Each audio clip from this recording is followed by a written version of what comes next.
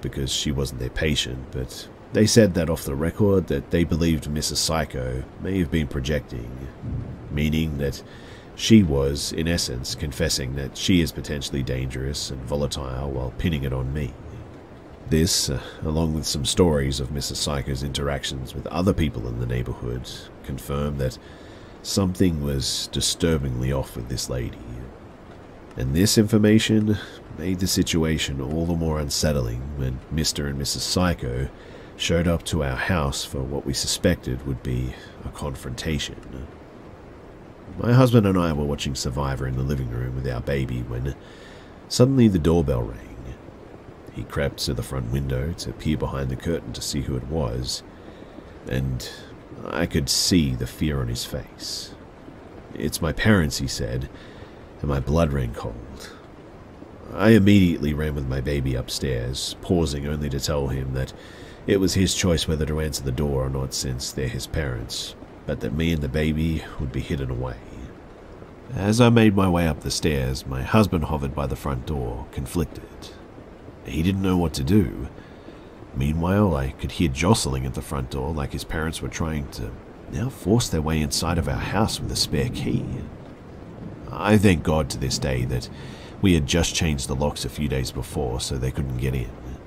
I proceeded to run upstairs and close the bedroom door behind me, locking me and the baby inside. I held my daughter close, my heart thudding wildly against my chest. When there was a knock on the bedroom door, I reacted with a jolt.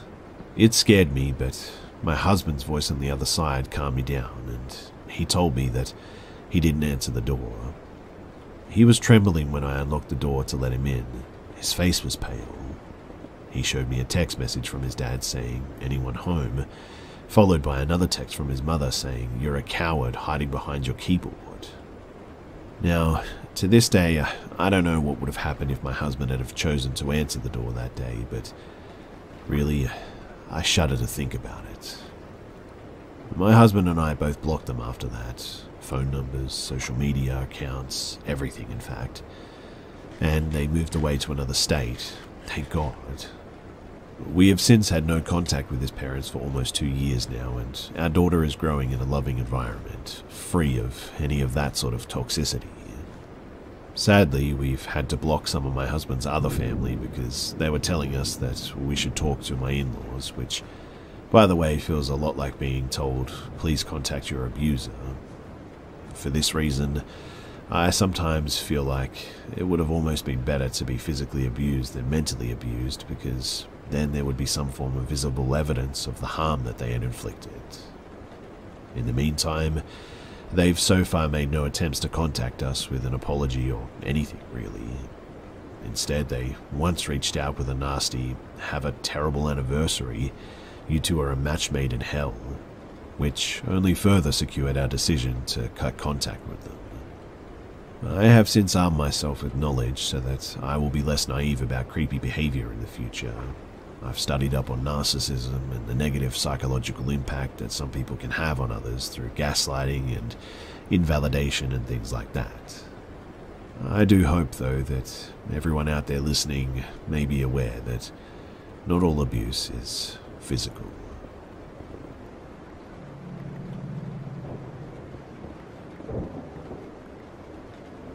So, to preface, I would just like to state that this story is probably going to sound a lot like a plot of a campy 1980s horror movie, and is going to be pretty long as well.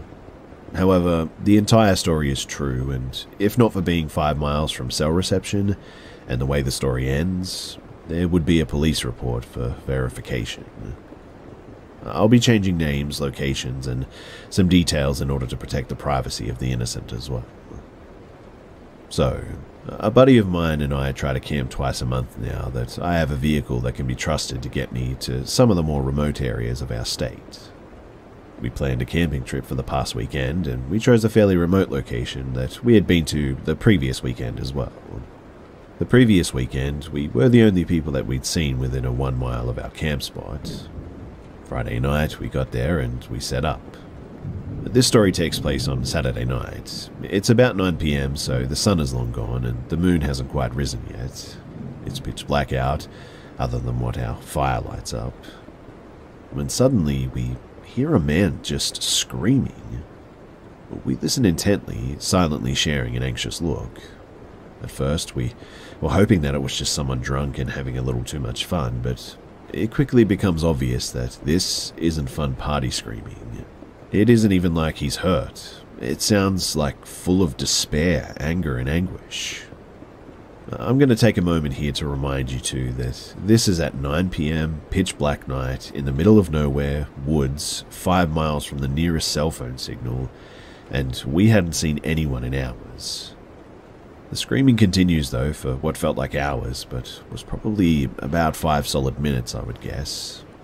We had no idea what to make of it and started feeling extremely paranoid. We gathered up everything remotely close to a weapon and tried to come up with explanations of the screaming while keeping our eyes on the forest around us. After about 15 tense minutes of fear-induced paranoia, I nearly fell out of my seat as I watched a flashlight and lantern slowly enter our camp. I greeted the stranger with a basic "how's it going" before he was even lit up by the fire. He responded quickly but flatly by asking if we could do him a favor. "That depends on the favor," my buddy and I said in unison, obviously tense, holding our weapons close to us. The stranger proceeded to ask if he could hang out for a second by the fire. Given the two of us, one of him, plus our myriad of weapons gathered from around the camp to within our arm's reach, we decided to agree to let him hang out. After a short second of awkward silence, I ask him what the heck is going on. He proceeds to tell me and my buddy that he was camping down the trail with his buddy and that his buddy had snapped and tried to kill him. "Wait, what?" I said before the thought even finished processing in my head. "Is that the screaming that we heard earlier?" The man slowly nods, staring blankly into the fire, and begins his story. "We were just hanging out, man, and we came up earlier today, and, well, my buddy just freaked out. He started screaming and screaming and just wouldn't stop. Then he attacked me. He lunged at me, and I told him to just back off and chill, and, well, he kept coming after me and started getting pretty violent, and I'm pretty sure he was going to kill me, so I grabbed my car keys, the lights, and I ran. I don't know what to do, man. He chased me when I ran, and I don't know what to do. We don't have firearms or anything, but we do have a hatchet." My buddy and I looked at each other for a second, completely astonished. Then something horrible dawned on me. "Wait, he chased you?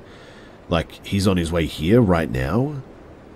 The man just slowly nods in reply, and right on cue, like some terrible horror movie come to life, we hear screaming from maybe 30 to 40 feet from our camp, down on the main trail. Whoever it was said, "I just want your balance, Gary. I want your balance, Gary. Gary, where are you, Gary?" And I'd never in my life heard a man scream like this. I've never heard anything like it in my life, in fact. It was a brutal, guttural scream that was shrill to the ears, yet deep in pitch. The sound of someone gone completely mad. And the way that he said the stranger's name would switch erratically from long and sing-songy to short, guttural punches of sound. We killed our lights, became silent, and listened. But by some miracle, the madman didn't notice our camp and continued walking down the trail, screaming the whole way. We ended up chatting with who we'll call Gary for hours, listening to the screaming getting further and further away. Come to find out that they had taken 4, maybe 5 grams of magic mushrooms each, and his buddy, who we'll call Ty, was a co-worker of his and was fined for 3.5 hours, and then just suddenly snapped. It seemed as though Ty thought that he could kill Gary and steal his good trip or something. We hear the screams get further and further for over 2 hours. By this time it's 11 PM, the moon is starting to come out, and it's below 30 degrees. Ty had no jacket or flashlight, according to Gary. My buddy and I are way too drunk to drive out of camp to get cell service, as it was snowy and icy and required 2 to 3 miles of highway driving from getting off the trail, and Gary was lightly feeling the effects of weed and mushrooms, so he couldn't drive either. But we had to make the decision to let the guy wander, hope that he sobered up and could find his way back. And he did. Oh, he did. Right into our camp, in fact. We hear yelling after about an hour of no screams, maybe 30 to 50 feet from camp again. "Hey, help, please help me, I'm lost," and we can tell the man's walking from the woods into our camp. We tell Gary to hide just in case and greet the man with me carrying my 12-gauge shotgun and my 40 cal pistol holstered, my buddy carrying his AK-47 style rifle with his two 9mm Glocks holstered, and with our flashlights on our brightest settings in his face. He was 6'2", 6'3", and maybe about 300 pounds. We talked to him and decided that he was calm enough to walk with and walked him back to his camp. He seemed really remorseful, I guess, said that he blacked out and didn't remember anything, and had a falling out with his buddy. We escorted him back to his camp down the trail, returned and told Gary that Ty seemed cool now, I guess, and if anything else happened, to scream and come running. That we would come out and help him if he needed it. In the end, it ended up a pretty happy ending. We made friends with Gary, and I got his phone number to make sure the next day that he got back into town safely, back to his wife and kid, and we're actually planning a camping trip with him soon. But Ty, who wandered screaming like a deranged maniac into the forest, potentially wielding a hatchet to murder your friend to steal his good trip, or whatever it was that his psychosis-filled mind was thinking, we will never be seeing him ever again.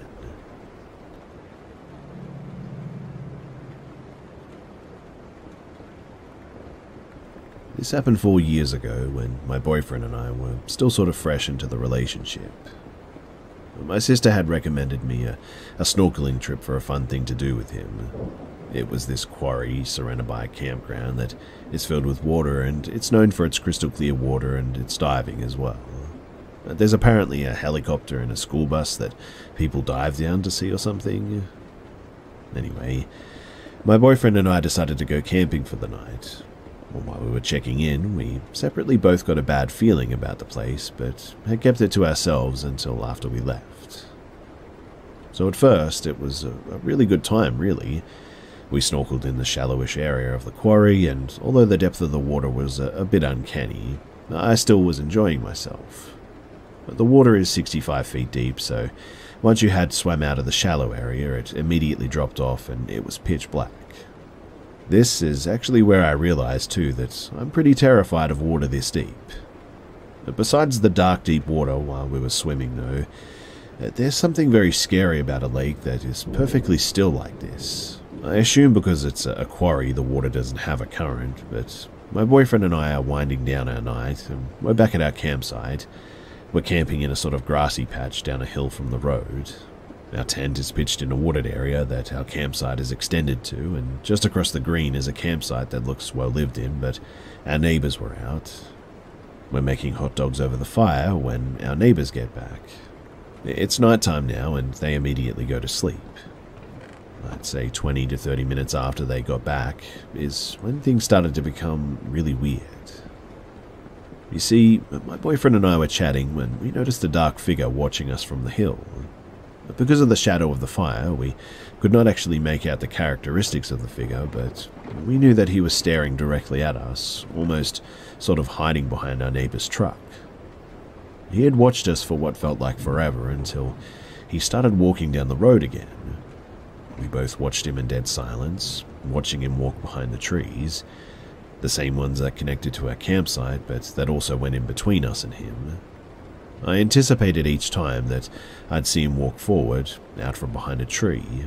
It was a good 4 or 5 that he came out from, but it wasn't until after this that I noticed that he had stopped walking, or he was behind the tree, still. I was totally freaked out. I mean, where did he go, right? I watched my boyfriend looking at what happened and thinking the same thing, but he had shrugged it off, and I naively did too. We actually ended up forgetting about it and went to the quarry last night. It was beautiful seeing the stars reflected against the water, but the deep, now all-black water was terrifying to say the least. We walked back to our campsite, lighted in our tent, and smoked a joint. And it was around this time that I soon began to feel an uneasy feeling, which I was trying to ignore, telling myself it's because I was high. But after some silence between us, my boyfriend says to me, "Do you feel like we're being watched?" And I said, "Why would you say that?" Half joking, but full serious that I was scared.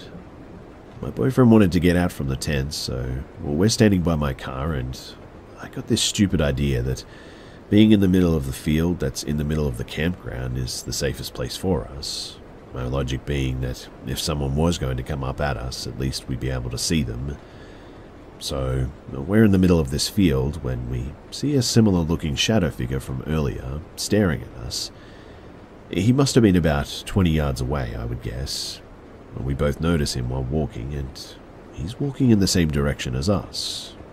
We change directions, and so does he. We tell one another that if we change again and he does too, that we're booking it to my car. And when we change, he follows, and we immediately book it to the car. I watched him from my seat as he slowly walked back into the darkness while still staring in our direction. My boyfriend at this time says to me, "Let's get out of here," and I agree, but all of our camping gear is outside. So we quietly get our things together, not trying to freak the other one out. But the weirdest part of this story, in my opinion, is the next part. You see, my headlights weren't working, and there was a weird fog over my windshield that didn't go away no matter what we did. We had to drive out of the woods with only low beams and a really strange sort of fog material over the window. In fact, we barely could see, but eventually we got out of there, and weirdly enough, the fog went away right as soon as we got to the gas station. We got home around 1 at night. I told my father the story the next day, and he said that he was glad that we got out of there, or else maybe we could have gotten murdered. Apparently, 2 people have died in that campground while snorkeling, which I only found out after I got back. My boyfriend and I think that it was probably a person trying to kill us, or maybe it was a Wendigo or something. We're not completely sure what happened, but whatever it was completely unexplainable to us. I mean, the lights not working all of a sudden, the weird fog thing over our front screen. The whole thing was something that I'll never forget.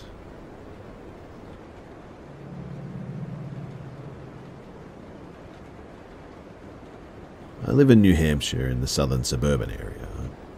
When I was younger, and also currently, I lived in a couple of places because of divorce. I'll start with my mum's house. So, there were these woods that were behind my mum's house that we owned. We owned a pine-dominated acre, but the whole woods was maybe about 20 acres. You could always see civilization from it, either the suburban house rows or a street on the other side that had no houses on the sides. These woods always felt warm to me, I guess, and I really loved being in them. It was basically a third parent to me. I mean, I spent that much time in them. However, on the other side of the street was another forest, full of 10 to 20-year-old oaks and birches.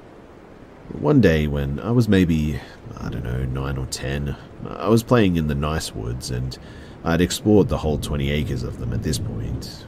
Then I decided to check out the other woods on the other side of the street. The road was flanked on both sides by forests, and there was a nursing home down the street. I crossed the street, and the moment that I entered this forest, my mind was telling me instantly to just get out. I had a sensation of being watched. However, I've always been a curious one, so I pushed deeper until I came to a circular, thinner part of the forest. Not a clearing, but where there were like piles of trash ahead of me, and not drug paraphernalia or anything, but old food and trashed clothing, things like that. And now my inner voice was screaming at me to get out, get the heck out of here. So I ran back through the woods as fast as I could until I reached the road. I went back into the nice woods and I felt fine.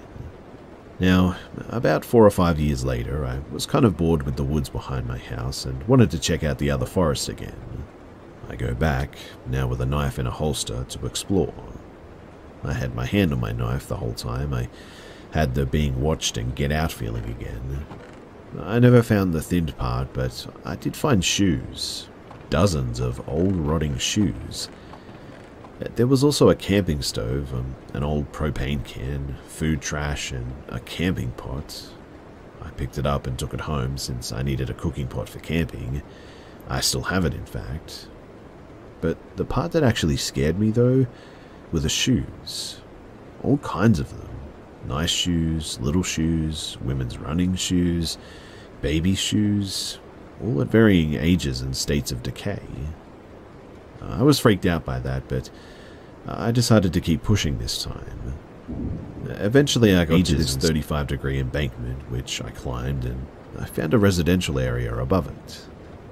There was a thick fence with no gate, and the other houses had no gate either. The trash and the shoes were too deep in the forest to be thrown in by uncaring homeowners. So I finally decided to leave. I was super scared by the time that I got out of the forest, and I was and still am a very emotionally stoic person, so that was pretty unusual for me. However, the worst experience I've had yet was at my dad's house. Well, this was more like his neighborhood, I guess you could say. It was a very tightly packed neighborhood too, and it was surrounded by thin forests. Small forests of huge pines separated houses. It was in a city, but every now and then I would see a moose or a deer. Moose are very, very rare down here though, so we didn't really see them often. One day though, I was walking my dog during dusk. It was almost nighttime by this point and the street lamps were on. I got close to a turn on my walking path with this pine and oak forest, and I could have swore that I spotted something in the forest. I froze out of terror too. My gut wrenched in the most horrible, despicable feeling ever. I felt like I was just told the worst news of my life. I narrowed my eyes and tried to get a better look, and it looked like a deer standing up on its hind legs. It was staring right at me, and I originally saw its belly, but then when I looked up at its face, I couldn't make out its face quite right. I have pretty good eyesight, and really, I think I should have been able to see it, but it was like my central vision had suddenly been switched to peripheral or something. It just sort of blended in with the forest. I could see the body and not the head, and then it fell to the ground, got on all fours, turned, and ran in the direction of a fence. On the other side of the fence is a dump, and the forest it was in is only about 50 feet by 50 feet. And it must have jumped over the 6-foot chain-link fence to get in and out. My dog, a hound who is normally smelling the pizza car 30 seconds before it arrives, noticed nothing too, which was really odd. I could hear it run away, and the dog perked up and looked at it as it ran off. But at that, I immediately turned around and I went home. So, yeah, that's pretty much it. I'm not the best storyteller, so I apologize for not being completely clear, I guess, but those are the creepiest things that have ever happened in my life, and it's good to share them, I guess. It makes me feel lighter and like I've got something off my chest.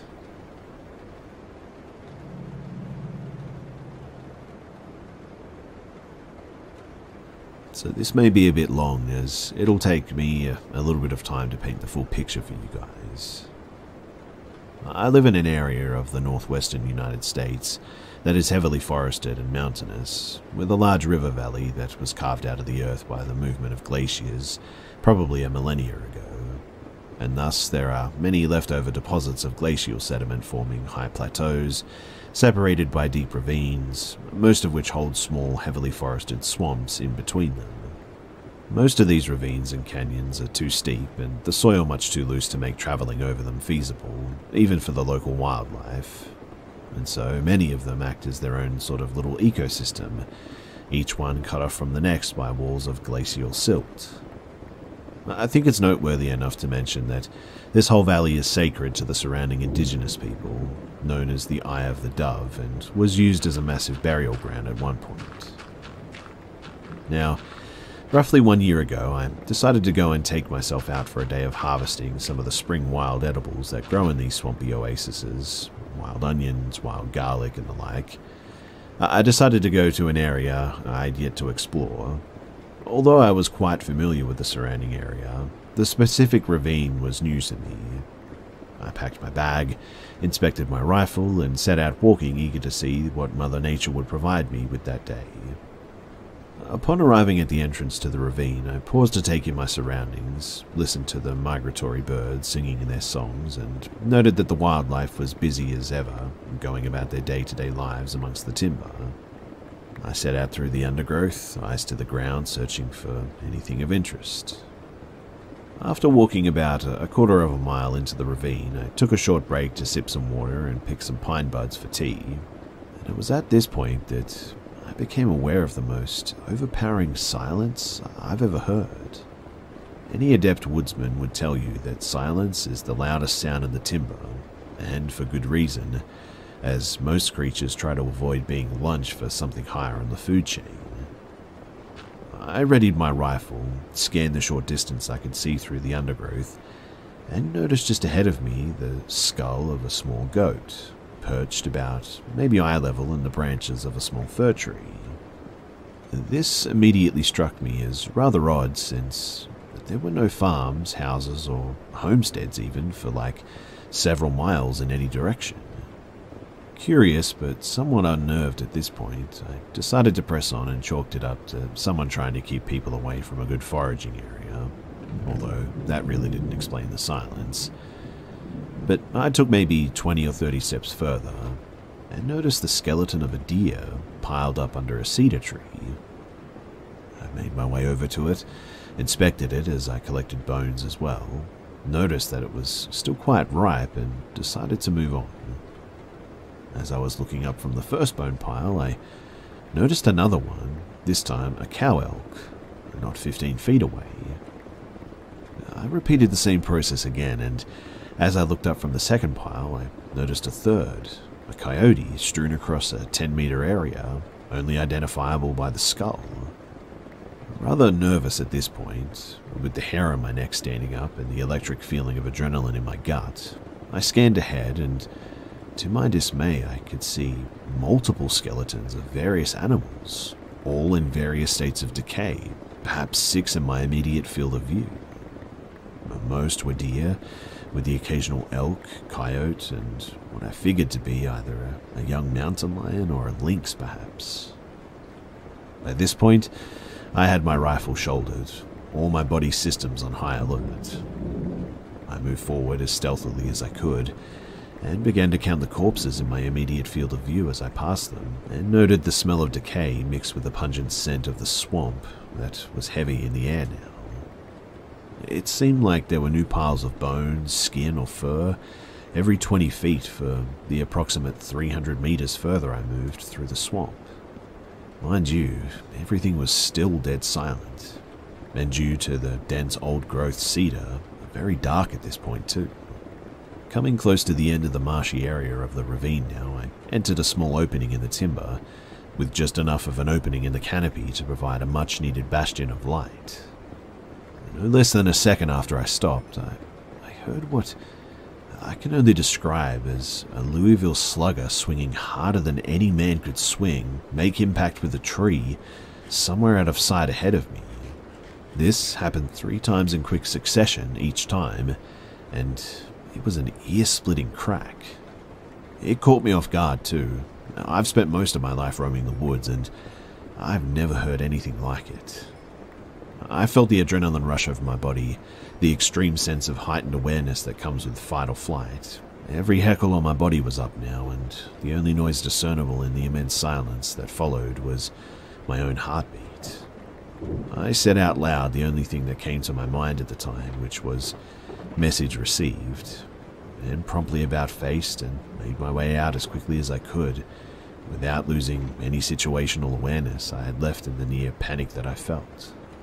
I've since been back to this place, with a party this time, as I refused to go out there alone, and after leaving it was agreed that the whole area had a feeling like it didn't want us to leave.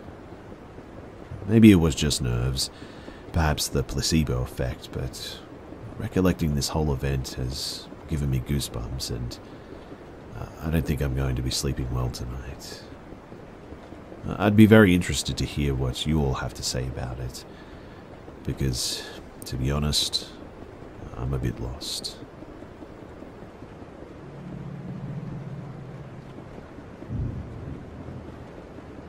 So, I've lurked here and commented before, and I've been asked to share some stories as well. For some background, I worked as a cop for several years before becoming a ranger. I've been a ranger in a large US national park for a while now, and I have some things that I'll never forget. Creepy things and things that show the brutality and hatred humans are capable of. So, I was on night shift. I patrolled the park looking for any type of illegal activity, like drug use, prostitution, poaching. I got a call for a man looking into a cabin where a summer camp was going on. So, great. Probably some creep just hassling some kids. I blacked out, no headlights or sirens, parked a little ways down and walked in hopes of catching this guy. And, sure as heck, homie was looking in windows. I start my approach and flick on my flashlight and told him not to move and showed me his hands. He turns around and looks at me and starts saying that he's sorry. I put him in handcuffs and detained him while I searched him and waited for backup. I found his ID, a knife and some miscellaneous things. I put him into another officer's vehicle while I made contact with the counselors. They stated that they had seen him earlier in the day but thought nothing of it. After taking statements, I run his name, and yep, he's a registered sex offender. I opened the door to talk to him, and not my proudest moment, but I was tired.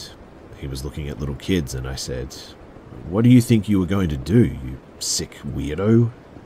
And he looked me in my eyes, no reaction, and said to me in a cold, monotone voice, "I was able to smell them. They're ready to breed, officer."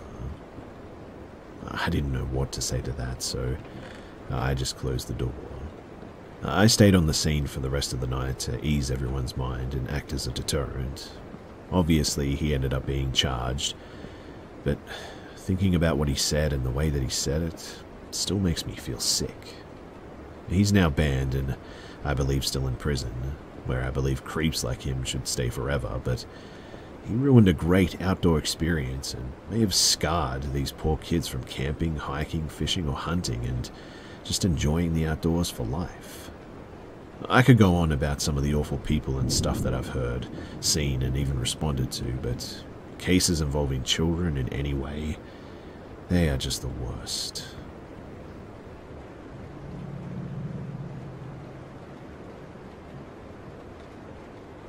I used to frequent a relatively popular 11.5-mile hiking trail. The lot that this trail is on is only about 50 or so acres, so the trail winds back and forth in order to fit. So one day I was hiking. This particular day was very nice, the weather was good, and I hadn't seen a lot of people. At one point, about maybe 10 feet off the trail, I could see where I was going parallel to the same trail as it turned on and sort of snaked back about a mile ahead. I hope that makes sense, but I noticed that by that section of the trail, there was a fallen tree with 3 people sitting on it. A man, a woman, and a boy. This by itself wouldn't have been unusual, as it is one of the most popular trails in this area. The problem was, though, is that they were sitting, like, completely still and completely silent. Their backs were to me, and they seemed to be staring straight ahead, almost as if they were sort of, I don't know, entranced or something. I was very unsettled, as this is obviously unusual behavior, so I kept walking, but being as unsettled as I was, I sort of looked back and was startled to find that they were gone. I stopped in my tracks, listening, but hearing nothing. I'll tell you why this startled me too, because any outdoorsman will tell you that sound travels in the woods. Sound becomes entrapped by the canopy and funneled through the trees. If somebody steps 100 feet away, you're likely to hear it, and I, having been raised in the woods, have ears attuned to such sounds. Yet those 3 people were able to move without me hearing, well, a thing. In the end, I just sort of dismissed it. Maybe my mind was preoccupied and I just hadn't heard them. So I turned back around to keep walking, and ahead of me now, on my section of the trail, there they were, with their backs to me again. I saw them silently walk away over a hill, and after that, I never saw them again. So now, not only had I failed to hear them, but I'd failed to see them walk past me, and I really don't know how. I immediately called my friend up, told him that the Children of the Corn were out at Swayback, and kept him on the phone so that he could send help if he heard me get hit by a pitchfork or something. There's a possibility, I admit, that I'm remembering details inaccurately, and what happened in reality might have been, I don't know, much less uncanny, but this experience, it still bugs me to this day, and I'm almost certain that it happened the way I tell it.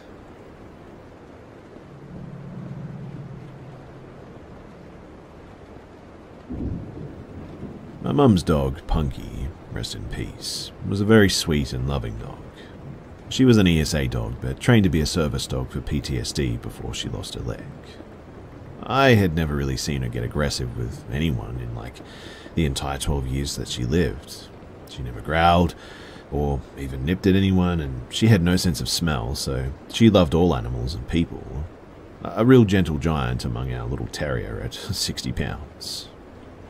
What I'm getting at here is that her barking at something and being aggressive was so wildly uncharacteristic that I really only ever saw it once. So I, an 11-year-old female, was at home with my siblings, 2 male and 6 female. My then stepdad is at work, and my mum ran up to the gas station to grab a pack of cigarettes. It was only a mile or 2 away from us. For reference, we lived in a 2-bedroom trailer in the middle of the woods, not a dead-end road at the time, and you had to really make an effort to get down our road, find our house, navigate down a rickety driveway, and find the door. I'm sitting at the computer having a grand time watching YouTube videos, I think, when all of a sudden all of our dogs, about 2 Boston Terriers and 1 Chihuahua, perk up, bark a few times, and start investigating down the hall. My siblings were napping in the bedroom at the end of the hall at the time, so I figure that they just stirred and scared the dogs. But then Punky sits up suddenly, stands up on the couch, and puffs her chest out. Her ears are perked up, her fur standing on end, her tail straight up, and then she barks. Loudly, too. I mean, the bark booms through the living room and echoes around, and all of a sudden she lunges off the couch and goes tearing down the hallway. I'm already on edge because I don't think that I've heard her bark like this, like, ever. Her bark is more of a baying sound, I guess, because of her breed and everything, but this was a big, loud, and alert bark. I stand up and go to look down the hallway, ready to fight off what I'm assuming is a shadow monster in the hallway based on how the dogs are acting. But then I hear it. 3 knocks. We never really got visitors because of how weird our house was, location-wise, so my 11-year-old mind had no clue what to do here. The only people who showed up were family, and they never knocked. So I slowly walked towards the door. The knock drew the attention of the dogs, and they came running back down the hallway, all except for Punky. And I felt better with our 3 yappy dogs in the room with me, even if they were all the size of the New York City sewer rats. I opened the door, just a little bit, and standing on our porch is the sketchiest man that I think I've ever seen. I can still picture him perfectly, too. He was really thin, taller man, with dark hair and a sunken face, bags under his eyes, and his half-manged hair. Sort of like he just gave it a quick brush and then figured it was good enough. Everything about him seemed just a little too thin as well, a little too shallow, and his clothes were all off too. They were nice, I guess, but fake nice, you know? Like a clean, newer-looking t-shirt and new jeans, but he had what looked like a suit jacket on or something. All his clothes were dark too, despite the fact that it was summer in Texas and the weather was definitely into the hundreds that day. He also had this plain, unlabeled bottle in his hand. It looked like the label had been covered up or taped over, maybe? In any case, I stare up at him in confusion because I definitely don't know this man, and I ask what he wants. He smiles at me in this way that was just way too fake, like this exaggerated and really forced grin, and he spoke in the same voice retail workers do. Like, "Hey there, kiddo, I'm trying to sell this here carpet cleaner." And he shakes the bottle at me. "Mind if I come to show you how good it works?" Alarms are going off in my head, obviously, because he just seems so off. Looking back with an adult perspective, the fact that he didn't ask if my parents were home is really unnerving, because he probably knew that they weren't, and that's why he was here in the first place. I should have told him to get off our property, I know that. That I'd have to go and get my mum, something like that, except for what I did say. Instead, I just shook my head and said, "No, we don't have carpet." "Well, it works on other things." And he took a big step towards the door and shook the bottle at me. I start to freak out at this point, and I think to close the door, but the thing is that our front door didn't really, lock. It was a small town, hard to access home. We never really needed a lock, to be honest. So that was basically useless. And I'm sure that there's something very wrong about to happen, and I'm terrified as I think about what to do in the few seconds I think that I have before it does happen. When all of a sudden, I hear it. Punky had crept up from the hallway, lowered towards the ground, and her teeth bared and snarling like she was absolutely feral. She had slobber just dripping from her mouth, her eyes were down, and she was ready to pounce. The guy, he hears it too, and as I look towards Punky, she tries to lunge past me, and I just barely catch her with my leg as she tries her hardest to duck past me and attack this guy. He freaks out and runs off the porch without another word. He booked it down the driveway as I let Pinky out along with the rest of our dogs, and they start chasing this guy. Our small dogs, they chase him down the driveway and stop about halfway, barking and jumping about. But Punky stops just on the porch and watches him with her ears perked, just sort of staring in the distance until he finally disappears.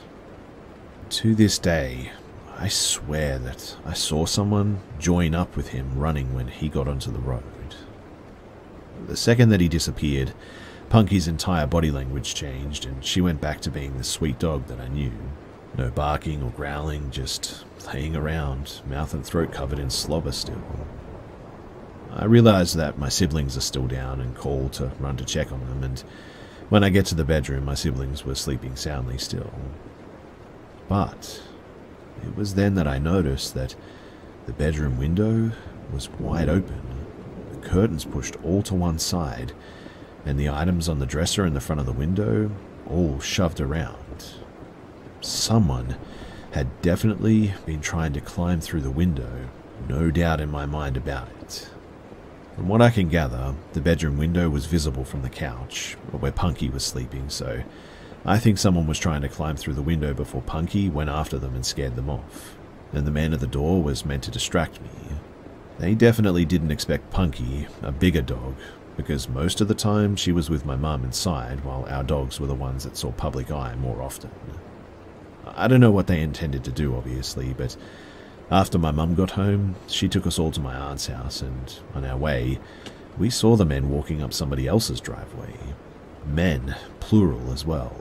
We watched a second one split off to wait by the road.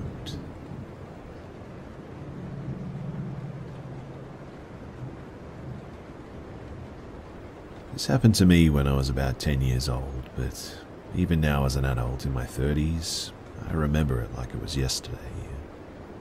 My parents had taken my sister and I out to a movie, and then to get some ice cream in celebration of my older sister getting straight A's on her report card. I remember my dad had gotten off work later than usual, so by the time the movie was over and we had our ice cream, it was well past our bedtime. It didn't matter though. My parents were happy and proud of my sister. We had a great time, and we took our time getting home as well. If it wasn't for what happened when we got there, I would have always looked back fondly on this night. We got home at around 10:30. Bedtime was usually 10, so I went straight to my mum to put my pajamas on while my sister went to brush her teeth. I remember too thinking that it seemed a little bit more chilly in the house that night, but that's really the only thing out of the ordinary that I can recall from when we first walked in. I barely had a chance to change too when I heard my dad yell our names from what I thought was the kitchen. I didn't know what was wrong, but I knew that it was bad because I heard the fear in his voice for the first time ever. It scared me really badly, so I bolted out the door and into the kitchen as fast as I could. My sister was already there, and her and my parents were standing very close. My mum looked like she was on the verge of panic, and she motioned for me to come close. She wrapped her arms around my sister and I, and my dad was already dialing on the house phone. Then I noticed some glass on the floor. I asked what was wrong, Mum, but she didn't want to tell me. She said that we needed to go outside right away. As we headed out the front door, I heard my dad talking to 911, an operator, and telling them that when we got home we found our backsliding glass door shattered and objects strewn throughout the kitchen. We went to the neighbor's house and waited for the police to come. After a few minutes, my dad joined us. He seemed to be well shaken up, which was a new sight to me, to be honest. But the police arrived and searched the house extensively.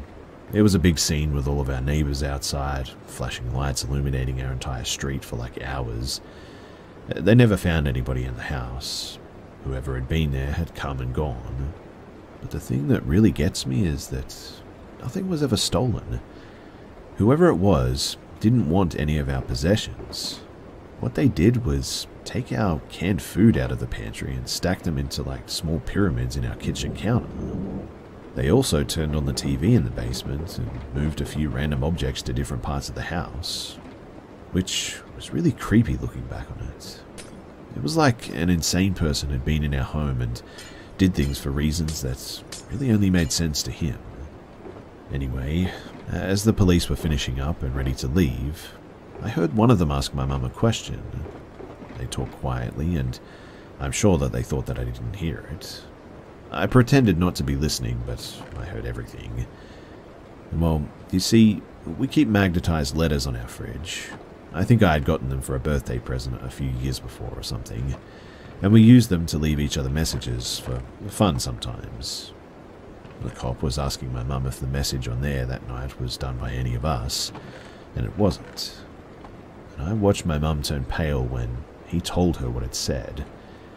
It still makes my skin crawl to this very day, because it said, "always watching." The police, they never did find any fingerprints. They said the intruder must have been wearing gloves. And for the next few days, the entire family was